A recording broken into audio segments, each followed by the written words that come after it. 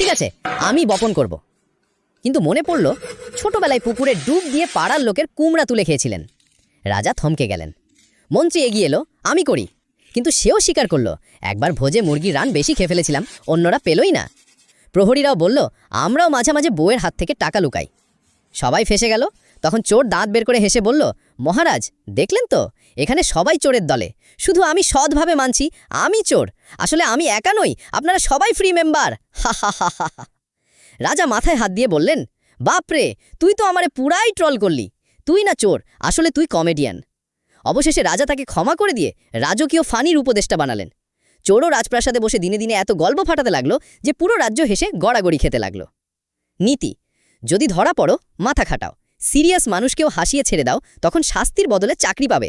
হা হা হা হা। ভিডিওটি ভালো লাগলে চ্যানেলটি সাবস্ক্রাইব করুন।